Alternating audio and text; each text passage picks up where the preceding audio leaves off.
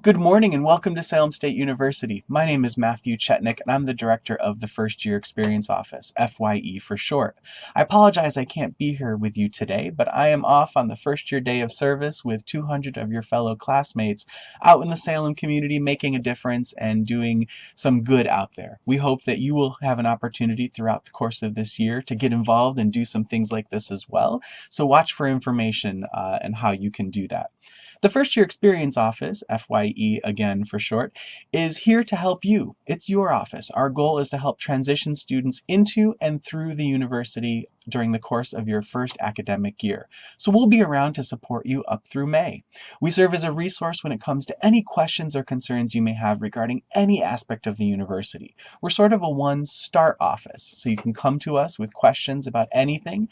We'll either help you get the answers, resolve the issue, or get you to the right office on campus who can help you best.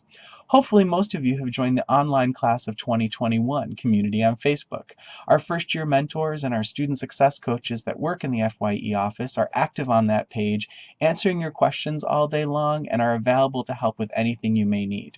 If you haven't joined yet, I hope you will consider doing so because it's a great resource to find out about deadlines, programs that are coming up, and important information that you need in order to successfully navigate that first year. The resources are here, so we encourage you to take advantage of them and set yourself up for success.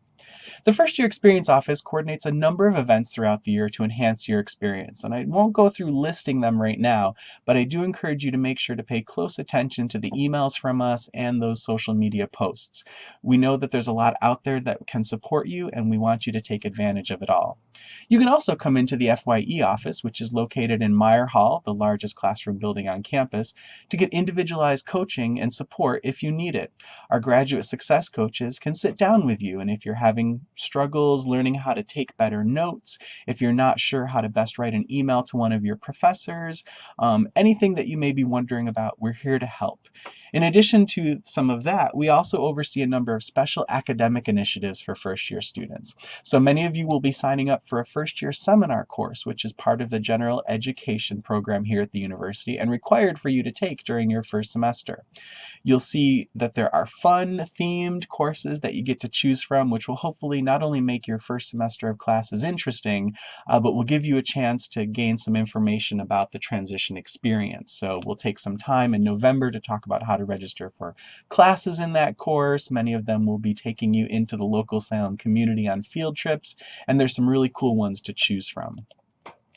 In addition, we also do an academic program called FIRE, which is the first year reading experience. Some of you may have gotten your books in the mail already if you signed up for this orientation session early. Others of you are going to get your book tomorrow.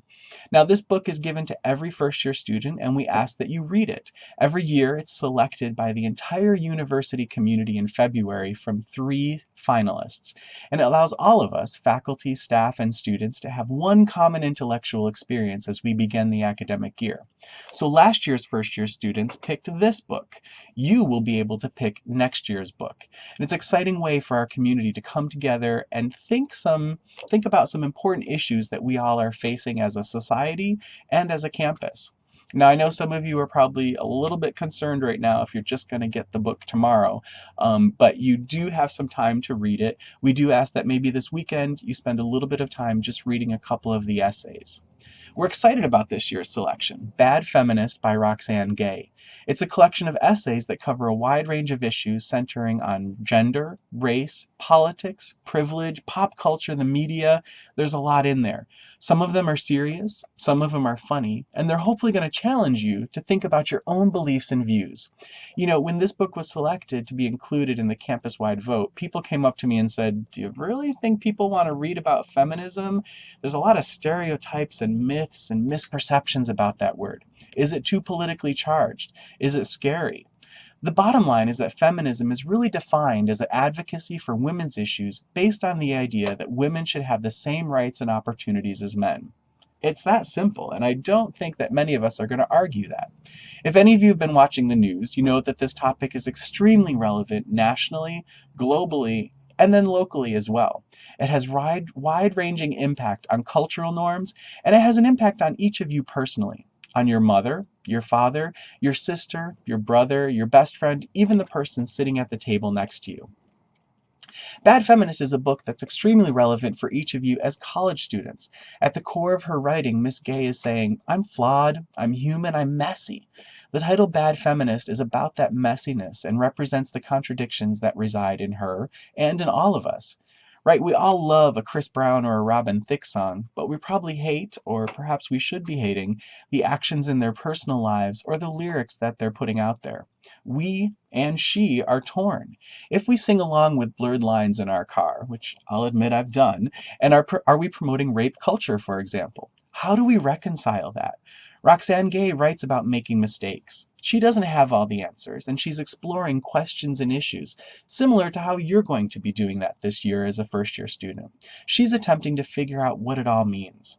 And again, you're here to figure out what it means. You're coming to college to learn and grow intellectually, and you're going to make some mistakes and you're going to struggle. It's going to be messy this year. You're not going to know all the answers. The important thing is that you participate in the process, you explore, and you get messy. At the heart of what you're doing here is attempting to become someone better who can do some good in this world. Maybe you want to become a nurse to help others. You want to be a teacher to foster learning in children. You want to own a business that's going to have an impact on the community in which it is located. We're all messy. We're all going to get it wrong. But again, we're striving to do something good. And that's what this book is about. Opening your mind and getting different perspectives and learning how you can do better and how we all can do better. I want you to read this book and learn that there's some messes out there, and the privilege that each of you possess by being one of those individuals who gets to experience a college education gives you the chance and the power to help clean up the messes that are happening around us. As an intellectual community at the university, it's our opportunity, it's actually our obligation to talk about these issues and prepare to challenge the status quo.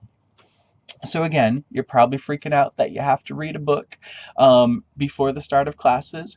You don't have to read the whole book. You do have to read the book at some point, and we do ask that over this weekend you read a couple of the essays to give yourself some context. Leaf through and find a couple of titles that sound interesting to you. This, in fact, is your first academic assignment. Get used to it. There's going to be lots of reading over the next 4 years, and the more that you do, the more successful you're going to be.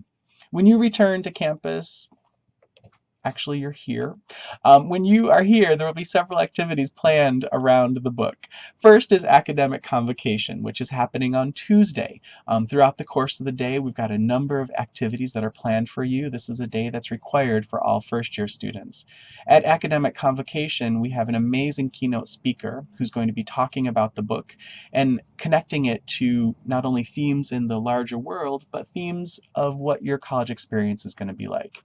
After that convocation speech, we'll be having a picnic, and then you're going to spend time in small groups with 100 upper class students and 100 faculty and staff to discuss the book. Did you love it? Awesome. Tell us why. Did you hate it? Great. Tell us why. Back up your views. This is one of the first opportunities to engage in an intellectual discussion with your professors around a piece of literature, and then back up those views with concrete arguments. That's something you're going to have to do on a regular basis throughout your 4 years of college. As the semester progresses, the book will be used as a springboard for discussions, events, programs, assignments, and projects in some of your classes. We encourage you to join us in exploring this book throughout the entire year, and we look forward to seeing you in just a couple days when I get done with first year day of service at our convocation event on Tuesday. We hope you'll utilize the First Year Experience Office as a resource in your quest for success. We're your office, and we're here to help you in whatever you need. So welcome again to Salem State University. I look forward to meeting you in person, and we hope you're proud to become a Viking. And now I'm going to click off.